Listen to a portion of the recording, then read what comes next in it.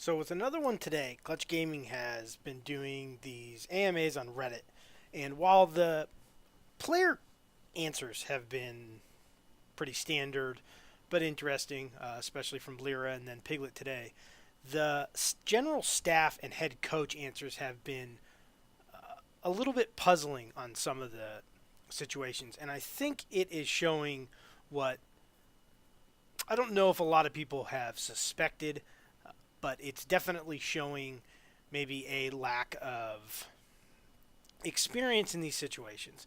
And the reason why I bring this up is that there was another, not a ton of odd ones, but one odd one again today, talking about the players not doing what they're saying. But the one that really started this was the coach's answer, McScragg's answer to a question on the first AMA with Lyra. And someone asked him, you know, how do you feel about the problems in the team with what's going on right now? And kind of asked them to expand on that stuff. What's the toughest part of dealing with those things? And considering how popular League of Legends, esports, the LCS, the EU LCS, or LEC, sorry, LCK and stuff is becoming and is right now and growing. This is a worrying comment from someone who is directly in charge of your players. His answer was, we definitely have a lot of problems, and I wouldn't really put one over another since they all contribute to us losing as a team. Okay? Big one that's obvious to everyone is that we tend to rush ourselves into terrible situations. Again, okay, you're being an honest coach. You're talking about the problems that are, in the team. No different that you'd get from an NFL coach or an MLB coach or anything like that, talking about what's kind of going on. But then it starts to devolve into something very different. This team loves to fight, and we'll often find ourselves picking outnumbered fights without considering all the variables beforehand. It's been a primary focus of the coaching staff to work on this since day one, and I do think we're making progress. The toughest part about being a coach is the fact that players are human beings, and you can't just make them think or feel the things you want them to. Now, most people would kind of hear that and be like, okay, it's a coach being honest, maybe a little too honest, but maybe just being honest. It's really neat to hear. And yes, you do want to hear this type of information, but this is not how you word something like this. This is blaming your players. This is a coach saying, I'm giving them all the tools, but they're just not listening to me. And then trying to say that it's just the human nature. That's what human beings do. Well, maybe they do in general, but on winning teams and solid organizations and traditional sports and esports and whatever you have, that stuff doesn't go on. They do what they're told as a team. They work together as things as a team. But if you're giving them all the tools to succeed and what you're doing is right, then they're not doing it. That's what you're saying right there. So you're not really taking any onus onto yourself. You're not taking any of the fault onto you. You're saying that we're making the right decisions. We know how we're teaching them properly, but they're just not doing what they're told, essentially. Or they're just kind of doing whatever they want. And I'm not surprised with that answer. That's a very honest answer, and it's probably true because you have someone like Hooney on your team who kind of does whatever he wants in a lot of situations. But that's a worrying comment. And again, it might not be to most people. But someone who comes from professional sports and someone who watches still a ton of sports and has been around this for a long time, you would never hear you would hear a coach say this. We've heard coaches do stuff like this, start blaming players, start like kind of like sifting things in there, like I'm doing the right thing, but it's the players aren't doing what I'm telling them to. So that's why it's not working. If you're a Premier League fan, you're watching Chelsea do it right now with Sarri. He's blaming the players for everything. They've completely rebelled on him, and that's the type of answer you see here. And then you double up on the very end of this conversation is the best part, especially with this team, is how happy and hilarious these guys can be when we are winning and spirits are high. Okay, that's been a month since that's been going on. But sure, I usually struggle to even keep myself focused when they get into this mode. Again, that's your job. That's literally your job, is to keep them focused when that stuff starts going on. It's your job to explain to them that, hey, you work for us. This is a job. It's not a hobby anymore. You're getting paid to do something at a competitive level for an organization that needs to win, to get fans, to get to international events, to get exposure, to sell their team product, to be, to brand themselves. And that's kind of where it all started. Now, there was plenty of other kind of odd answers. I didn't write all of them down. This was the most glaring one to me, because this is a clear-cut case for me of you throwing your team under the bus. We're giving them everything they need to be doing, but they're just not doing it. And I believe that statement is 100% true. Don't get me wrong. I can see where that might be going on, but that's not something you say to the general public. Again, there's another one today. So it's with Piglet. Earl is on there, and then one of the analysts who gave some really, really neat answers on here. There was a really good answer about how to get into this that he gave from Empire. But then you have another comment later, and it says, someone asks, difference in work ethic between NA and South Korean players. And this answer, again, is another one where you are essentially blaming the players for this, where it hasn't been long since I started working in NA, but the difference I feel is there's a different standard of how much time and effort you can put in. It might not be an NA thing or Korean thing, but I personally think that a person should do their best to be worth the salary you're receiving, and in order to do that, you might need to sleep less and you should give up your personal time, at least during the season. That's correct. This is your job. It's a professional sport, essentially, and you should be treating it like you are a professional athlete, in quotation marks. But it's the same idea. It's the same general purpose. It's what you should be doing. It's how hard you should be working, because you're getting paid a lot of money to do this. And the only way the organization can keep you on is by winning games. You can't be down at the bottom of the barrel. You start to, you're going to start to lose money. You lose fans. Then you can't get better players. Your academy team suffers. All of that stuff. And then the last sentence of this is where it changes again. But here, so NA, sacrificing your individual time doesn't seem to be considered as an obvious thing to do. So I'm trying to convince and persuade others to have higher standards of putting your best effort. Okay, that's all fine, right? That's probably true again. But here, so when he says but here, and he says it might not be an NA or Korean thing, but really he's saying it is an NA and Korean thing. He's putting that context in there. He's explaining to you that. So this almost seems like,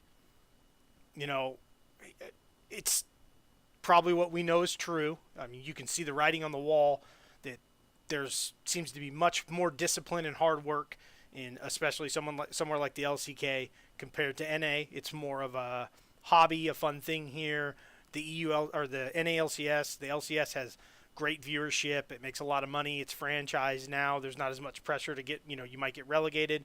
So maybe players aren't as concerned with that stuff. There doesn't seem to be a lot of up-and-coming players. The academy teams only have 5 players. It's, they're not pulling all these guys out of solo queue. There's no draft. There's not a lot of pressure. Optic tried to do it with a 10-man roster thing, but that's not working either. You're not going to put pressure on someone like a Crown or an Arrow. They're clearly better than anyone you have in your organization, so they're always going to start. But it's a weird thing to say at the end of that, because you're basically saying, again, that the players aren't doing what you're telling them to do. I'm trying to convince and persuade others to have higher standards. That's a terrible thing to say publicly about your players. And maybe the players aren't reading this and seeing this stuff, but if I'm a player on that team, there's going to be a conversation about that. That might be how you feel, and that might be something we need to talk about if I'm one of the players on the team, if you feel like that's how my work ethic is. But that's something you handle behind closed doors. That's not something you put on Reddit for everybody to see. It's not going to give your players any confidence, just like the answer from McScragg. It's the same thing. Oh, this guy's telling us what to do, and we're just not doing it, so he's blaming us for everything. How is that going to make your players feel about how the fans view them? Because this is what your fans are watching. This is a huge problem in this situation, because I don't know if they have, but if the players are paying attention to this stuff and reading these things and being aware of this stuff, like they would if if someone was giving a press conference, that's going to be an internal issue. That's going to be something where a player is going to come up to you and go, "What are you talking about? If you don't think I'm working hard enough, you come talk to me. You don't put me on blast on Reddit. You don't air our dirty laundry on Reddit. I know people want honesty out of these coaches and these staffs and all that stuff, and I understand that. We all want that. But there's some things you can't do because it's a detriment to where you are. You're 3-7 right now. It's not going well. You look really bad. You got one win this weekend, but then you lost to Optic afterwards. I don't.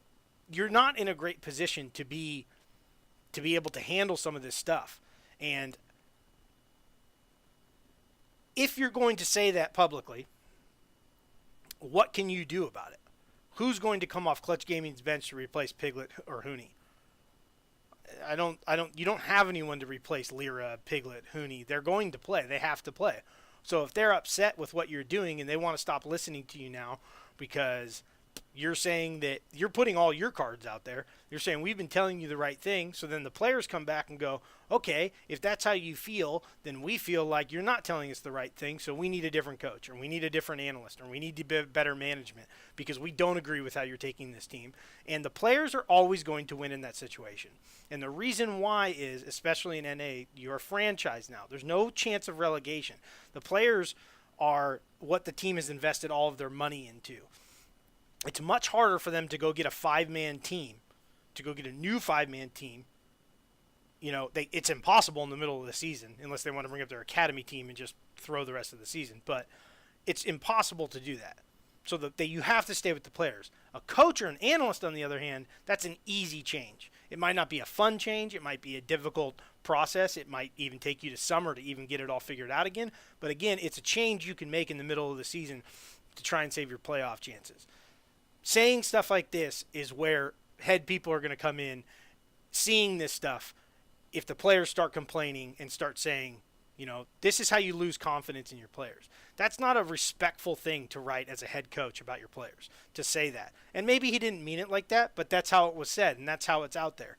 And again, even if the players aren't seeing that stuff, fans are seeing that stuff. So now the fans start to think about it like that. The fans start to look at, hey, I'm a big Clutch Gaming fan, and this is what he's saying about the players. Now, that might make them say, well, I don't like these players anymore. Maybe they side with the team. Maybe they side with the players. You're making a division and being divisive off something you don't need to be divisive off of. You could have answered that question without saying it like that. The beginning part of McScragg's answer was fine. It's exactly what you want to hear. We have a lot of problems right now.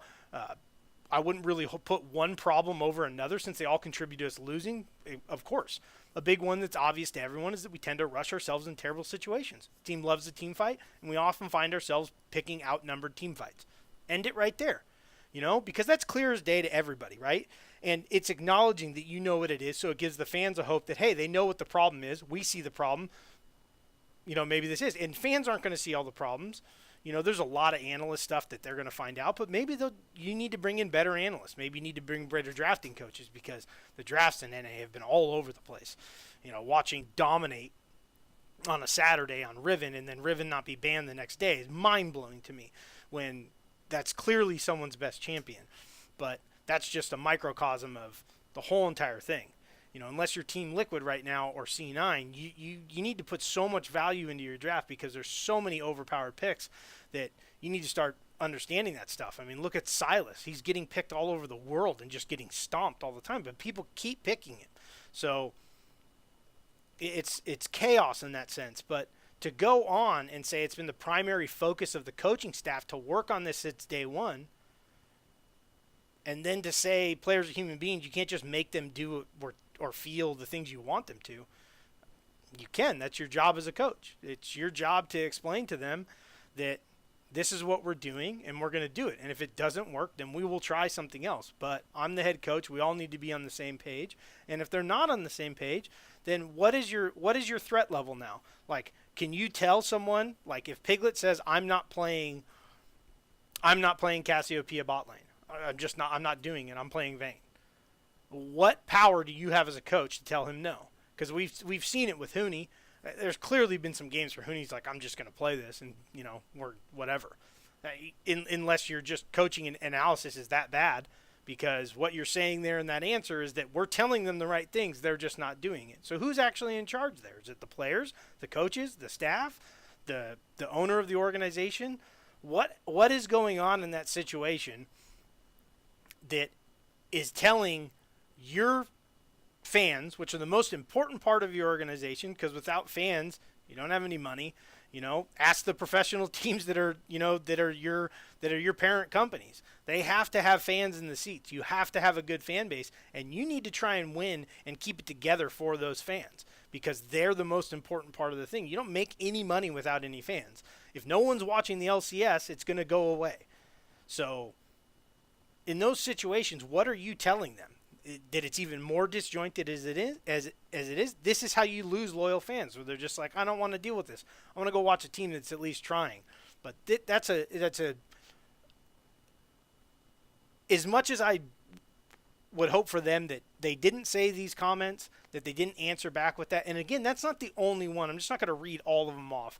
Most of the people that would listen to this have probably read through these AMAs. It's not the only one. Go back and look through some of these things. There's a lot of blame going on this person or that coming from the staff. It's, we're doing this, but they're just not doing what we tell them to.